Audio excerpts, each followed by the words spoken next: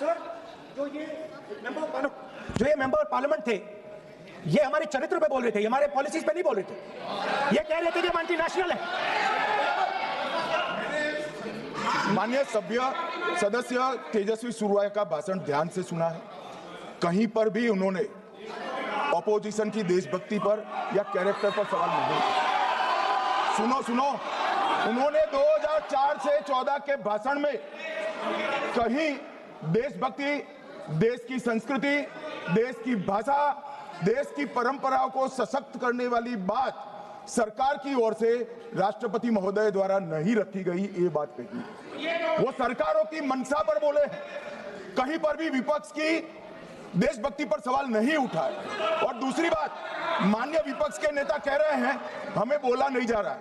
आपने एक व्यवस्था दे दी कि नरवणे जी की किताब प्रकाशित नहीं हुई है, जो मैगजीन है उसको कोट नहीं किया जा सकता।